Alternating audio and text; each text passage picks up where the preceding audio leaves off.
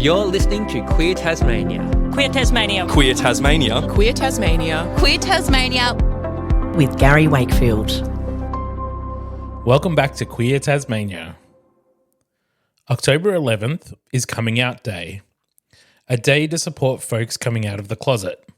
First celebrated in the United States back in 1988, the initial idea was grounded in the feminist and gay liberation spirit, an emphasis on the most basic form of activism, coming out to family, friends and colleagues, and living life as an openly queer person. The founders of Coming Out Day believed that homophobia thrives in an atmosphere of silence and ignorance, and that once people know that they have loved ones who are LGBTIQA+, they are far less likely to maintain homophobic or oppressive views. That concept, that learning of people's experiences and commonalities can help break down the barriers of stigma and misunderstanding, was in large part the reason why, back in 2019, I started the Queer Life Stories podcast. I felt it was something that I was able to do to help share stories and lived experiences of everyday folk who live openly queer lives. Creating Queer Life Stories started me on a journey that ultimately changed my life, but that's a queer life story for another day. To honour Coming Out Day today, I'm sharing some of the coming out stories from the episodes of Queer Life Stories over the years, and maybe one or two that we didn't actually get a chance to release. These stories will be shared without a lot of the context of the individual, so if you want to hear more about any of these people, check out our show notes and we'll leave links and notes to how you can find those specific episodes to listen to. Coming out can be a scary time, and while we have some positive stories here, some of these stories might trigger some difficult memories or a challenging time in your life, so please practice self-care however that looks for you and reach out to someone if you need support.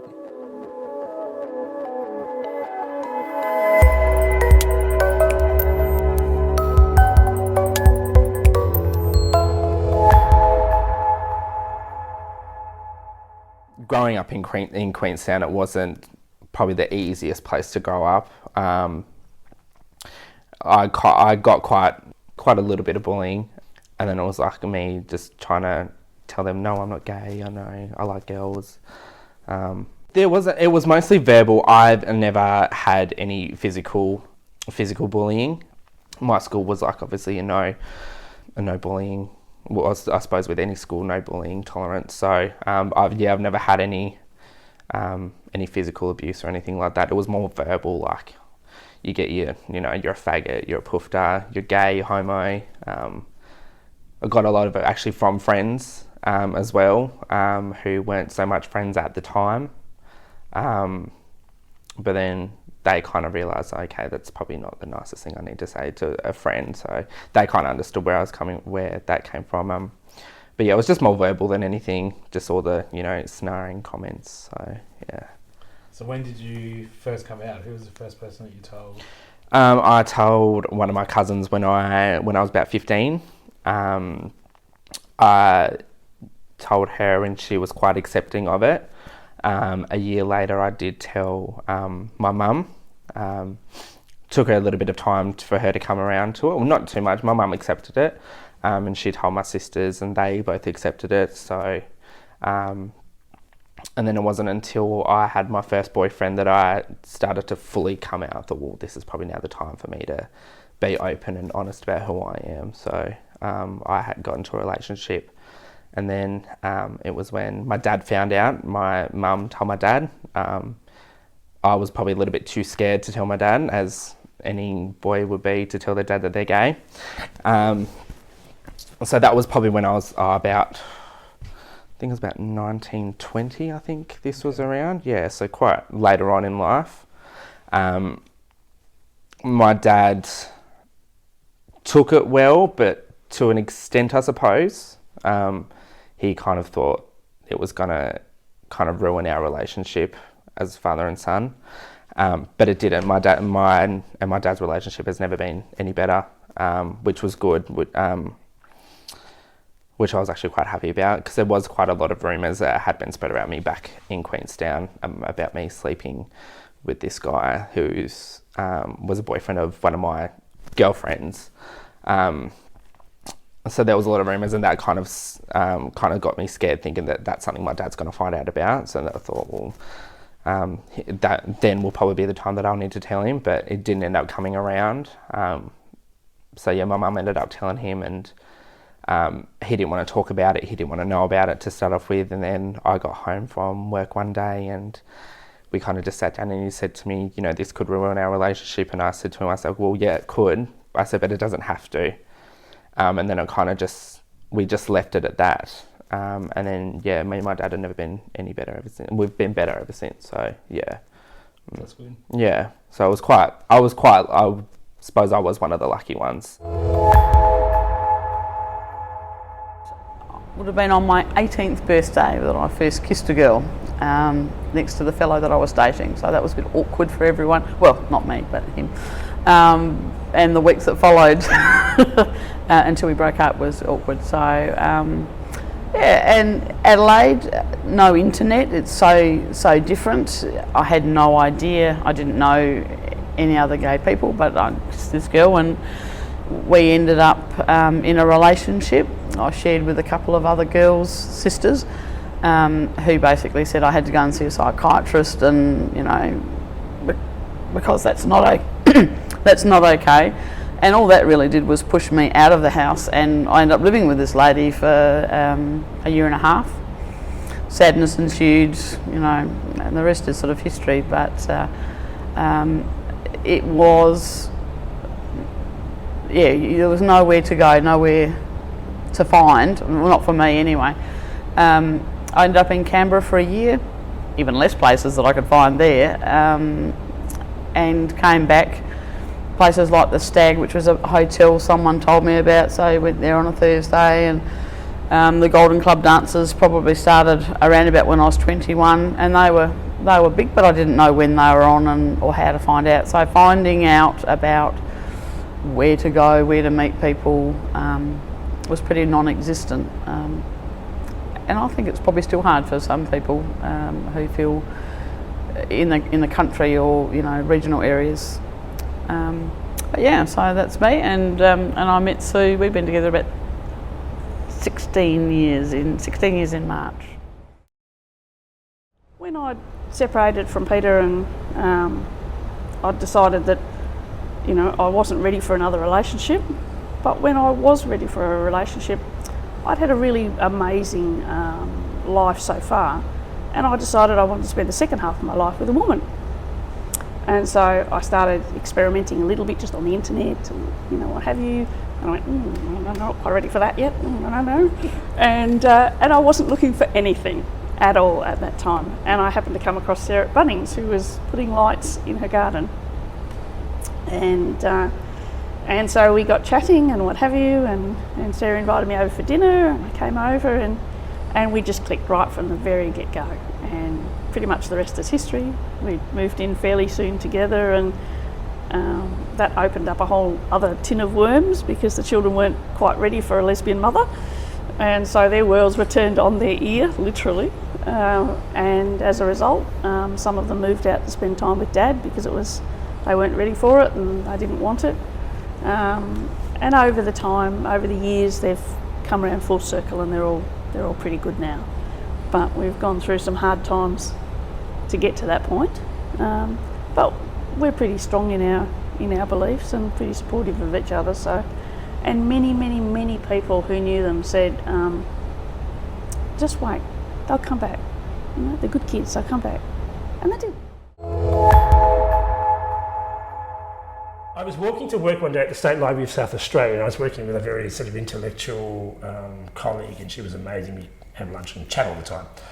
And we were walking along past the Governor's residence, which is on the way to the State Library, and we're chatting, you know, on the way to work. And I say, well, you know, when I get married, because I still had that in my mind, the whole cultural frameworks. You know, when I get married, and I thought about, I designed the wedding dress, I knew it was going to be, you know, I had it all sorted. There was just one part missing, but you know, we'll get to that. And and she turned around and stopped me in the street. She said, "You're gay." And I was like, "Oh yeah." Nobody said it to me, ever. And it was kind of like, and it wasn't shocking, it was just like, you're gay. I was like, how freeing up was that? I just gone, wow. And it was profound, and I can still see the visual place where it happened. And I wasn't shocked by what she said. It was just kind of like somebody had externalized something and just told you what had been going on in your mind for your life in a really calm way. Okay. And it was just bang. And that was the catalyst to go, well, I am, and I'm pretty confident. Okay, so let's start a process here. And so I experimented with a friend or two. Choose the person who you think, we can laugh about it, but at the time, it's such a serious thing to do. As I said, I make light of it, but because it's such a long time ago. But making that step and saying, can we have a drink or a coffee or whatever? And once again, you're trying to determine how somebody's going to respond to something. And we do it as humans all the time in all sorts of endeavours, don't we? So I can't remember who I started that conversation with, but it seemed to go okay. So it was like cherry picking a whole social circle. And to the credit of my friends in my social circle, I only had one person who had a perplexing response, and not a bad response. And one of my mates was actually from Eastern Europe. Well, his family was from Eastern Europe. He was a big bodybuilder. I had a huge crush on him. So if he's listening to this, he'll now know. I had a huge crush on him. And he was totally cool. But somebody in the social circle, a female friend, when I sat her down and said, I'm gay, she was like, have you seen a therapist about this? She's like, and she came from an intellectual family full of professors, and I think I may have given her a bit of tongue lashing back by going, you of all people, I'm really surprised by your response. But anyway, it didn't go further. And of course, in those days, and this is an interesting perspective as one's got older, which we'll come to later, is that in that late 70s, that early mid 80s time, what were the labels? Straight, bi, gay, lesbian, as I remember it. And it's interesting because as I've gotten older, I don't find those very useful anymore. Well, I haven't found them useful actually for quite some time. Yeah, it's interesting because he said that at the start when he said, I don't usually like to label myself. But it's the fact that someone labelled you that inspired you to... That's right. Yeah, so yeah, it's the catalyst. So important at a particular part in your life. It's interesting that labels can still be important, even though we think of them now as confining. Well, it's almost like if you look at a piece of music or if you look at a technique of art. So if you learn Mary Had a Little Lamb on the piano, which I can play, once you know the original piece or the piece that is, then you can unpack it and play with it and do variations on it and stuff like that. Now, when you apply that to sexuality, that gets quite controversial, of course, and we might cover that. So that's it all worked out. And then I decided I'd better tell my mother. And my stepfather had died, and I waited for him to die because I thought he would have the most horrific response to this. And forbid my access to my younger brother and sister, so I was not willing to take that risk. So he died, sadly, of leukemia. And probably a year later, I decided to tell my mother, and I called her up and I said, can I come down for the weekend? I want to have a chat to you about some things in life. Yeah. So anyway, I was so nervous, because she just, once again, it's family. Family. I'm the oldest child, the family name, all that stuff. And anyway, I was putting it off, and she said, well, when are you going to talk to me? And I said, okay, well, let's get the wine, and I said, Okay. And she said, oh, tell me something I don't know. And I was like, could you have not put me out of my misery, like, you know, all those years ago? And she said, oh yeah, your grandmother and I used to talk about, you know, blah, blah, blah, blah, blah. And I go, well, could I not been part of that conversation? Anyway, that was all kind of fine, because she said she actually thought that I'd murdered somebody, which is what I was going to be confessing to. So she was ready for the police and whatever. This is much better. Yeah, this is much better. This is much more fun. And yeah, so that was kind of easy, chilled out, and whatever. When I came, I had to come out to my partner because years and years ago, because I worked away all the time, I only came home a weekend. So I used to have some clothes in the house that I could wear at night. I used to wear nighties to bed, because we have separate bedrooms. And I used to always hide my nighties under the blankets in the bed when I made the bed in the morning. One day I was a bit lazy and there was a bit of a lump in the bed where I folded the nightie up, and she came in to smooth the bed out. And she found this lump. She put her hand down and she found my nightie. And I was in the kitchen washing up at the time, and she came out holding this nightie up and says, oh, you're nothing but a cross-dresser. And I agreed with her, but that was the moment I should have told her. It was a moment that I missed, and I've regretted that always. So instead of putting the problem to rest, to bed if you like, I just let it fester, if you like. So I didn't help myself at all in that case. That was the problem.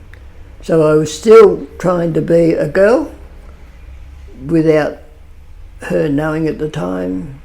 And because when I used to go out, I kept a wardrobe of girl clothes in the boot of the car. So I would stop at the side of the road and I would change into a girl and go and do my doctor's appointments or shopping. And on the way home, I'd stop in the lay-by and change back into a boy and go home as a boy. The real thing about that was I never got found out either, and I used to be in public as a girl, but I must have been a pretty horrible looking girl in those times, because I had a very limited wardrobe, very limited makeup, and short back and sides. So I don't know. Nobody ever said anything, nobody ever queried it. It's very strange. I think back on it now and I think, oh God, how did I ever do it? You know, I would, but it was the only option I had, so it was either take that or do nothing, and do nothing was not an option. Never crossed my mind at all. How long after the nightie discovery before you came out, and how did you come out? A while. It was quite a while, but it got to the stage where my physical shape couldn't hide anymore. So we were in the garden one day, so I called her in. We sat down on the patio and I said, I've got something to tell you. She said, oh, yeah, okay. So she sat down and I just told her, I said, I'm a girl. I'm not who you're married to. And the first thing she said was, it's not your fault. And then she said, I won't leave you. So, and all the fears that I had that she would stamp her feet and throw a tantrum and throw me out or throw herself out, never happened, never eventuated. And for that I'll be forever thankful. It sort of made it so much easier just to continue with my transition.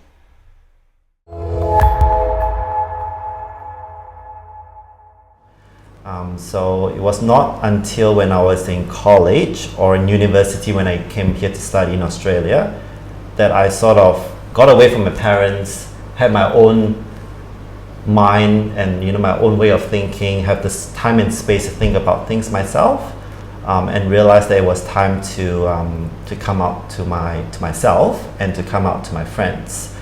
And coming out to my close friends back then that came with me to Australia from Malaysia was a big part of my coming out process, and that really helped a lot because their first reactions were very positive. So that helped me in my subsequent coming outs after my studies and coming back to Malaysia. So I think I came out to all my friends before I eventually came out to my parents. And funny enough, my parents sort of encouraged me to go to a church camp that's for young working adults. And in that church camp, they were talking about being honest with your family members and telling the truth and everything. And there was this segment where we're meant to write letters to anyone that we want to. But in particular, I was thinking of writing it to my parents, and I was struggling to put words on that paper because I wasn't sure if it was the right time to be telling them this or not. So I approached the priest that was sort of overlooking the church camp, and I told him my dilemma, and I said I want to tell this, but I don't know whether it's the right thing to do. And he encouraged me to write it regardless and tell that story and to come out to my parents. And he said that there's nothing wrong being gay, and this is coming from priests. And he told me that there's lots of priests in the church that are gay as well. So and there's nothing wrong with it. So it's got to be hard, but you got to tell and be truthful. So based on his advice, I told my parents. In the letter that was meant to be mailed out to the home, but I couldn't wait because the anxiety of knowing that the letter's coming, because I was staying at home at the time, was quite unbearable. So I went back that night itself after the church camp and told them. And as you all know, it's tears and sorrow and lots of emotional blackmail and lots of disappointment. It wasn't very good coming out at the time that night coming out, and it was quite hurtful. I mean, my parents said a lot of hurtful things as well. But obviously now, after so many years, I suppose I look at it as those words were coming from a place of love somehow, and it's their way of showing that they care. So I suppose I've gone past it now. I've moved on, and but I remember those times were quite difficult. And subsequent months after that, it was very difficult as well, because my parents went from like 100% really caring about me to overnight 0% caring about me, and I was just left on my own to do my own thing, to fend for myself, to get my own food. They didn't kick me out, so that was good, but the treatment that I've got from everything else is as if I was being kicked out anyway. So, but I'm still grateful I had a roof over my head. I could still come home. Yes, they weren't talking to me much then, but I suppose I'm more fortunate than most of other people who have worse experiences than myself. So yeah. I'd come home from the part-time job at night, go inside, go into my two sons' bedrooms. They were 3 and 4 at the time, and I'd cry over their bed. Because I had these feelings for a man, and I had no idea what was going on. I was confused. I think the closest thing I'd ever come to a gay was Arnold Feather in number 96. I don't know if you remember the TV program, but he was the gay person in number 96. And anyway, I eventually bit the bullet, and I confessed to my wife. Left the house, moved in with this man. Then it came to telling my parents. And I know now you don't have to tell your parents. But for some reason, I was a very honest person, and I still am now. And I have to tell the truth. That's who I am. I'm not truthful and honest. And I went down and my mum and dad lived in Mornington then. I went down to Mornington, and I sat in the dining room with them and told them. And my mother was absolutely shocked. "You're filthy and disgusting. Get out of my house." And my father said, "You're a sodomite." I couldn't believe. I broke down into tears. I had actually spoken to a psychologist to prepare myself for it. And she had said that, well, by what you've told me, you don't have a good relationship anyway. So if it doesn't go the good way of them accepting you, nothing's really changed for you. So that's when I went down there and told them. And I stood up, took the house key off my key ring, put it on the table and said, so much for 32 years of a son's love for his parents, and walked out. And I then was on my own. I suddenly didn't have my family. I didn't have my mum, my dad, even though it wasn't a good relationship I had with them. I didn't have, they were still my family. And my brother said to me, I forget how I contacted him, or he was in Africa, in Zimbabwe, which was Rhodesia back then. And he'd rang and said, what's going on? There's something going on. And I told him over the phone that I was gay. Difficult stuff to do. And his attitude was sort of like, oh, well, what he actually said, look, if you end up in the gutter, you can always come and stay with me. I thought, well, you know, this is the attitude they had, that you're a lowlife. And that made me more determined. And then my other brother, poor old Ray, he was having bipolar. He was bipolar. So he was having a difficult time anyway. It didn't seem to worry him at all, but he would lecture me a lot because he was a professor at Monash University, and they lecture. And when you're bipolar, they really get a hold of it. And my sister said, well, I can't have much to do with you because her husband wouldn't understand. And besides that, she has 2 sons. So I'm thinking, okay, so you think I'm a pedophile, that I'm going to take advantage of your children. Back then, I didn't even know what a pedophile was. I don't think many people knew what a pedophile was. But I had no support whatsoever. And I started, looking back now, that was 32 years ago. I think I started to go into a depression, and which I've only just come out of about 2 years ago when I moved up here.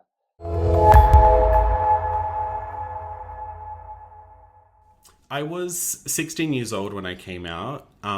My mum will tell you a different story of how I came out, but the way I remember it, at least, is that it was really late at night and my dad was at work at the time, and I just used the bathroom that was sort of located in my mum's room, and yeah, she just happened to be up that night, and I kind of went into it kind of preparing to come out to her as soon as I finished what I needed to do in the bathroom. So when I came out, I gave her a hug goodnight and I whispered it in her ear, and the first thing she said to me was, "Are you sure?"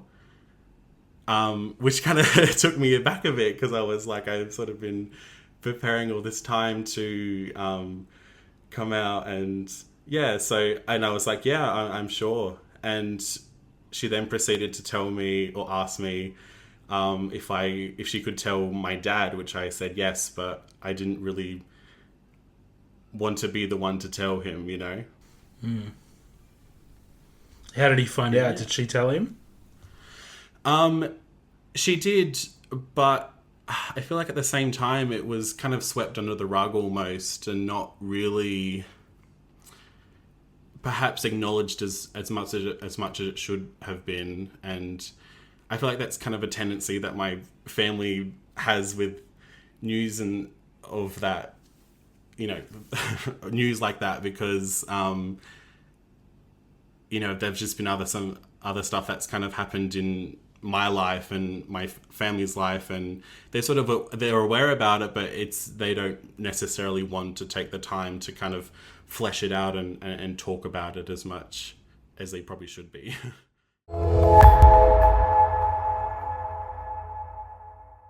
That was just a few of the coming out stories from Queer Life Stories, which started in 2019 and kept going until 2021, when it went into a bit of a hibernation. I was excited to be able to get it back into production earlier this year, and we will be back again next year talking to some more folks in 2025 to bring you even more lived experience stories from Tasmania, and maybe from outside of Tasmania. I hope you enjoyed this episode, and as I mentioned, all the details to find the full episodes that these stories come from will be in the show notes if you want to find them and hear more. Remember to follow Queer Tasmania on Facebook and Instagram. You can reach out to us via email at nwpride@outlook.com, or you can leave us a 2-minute voice message by visiting memo.fm/Queer Tasmania, and we might use your voice message in a future episode. We'll be back soon. In the meantime, take care of yourself and each other.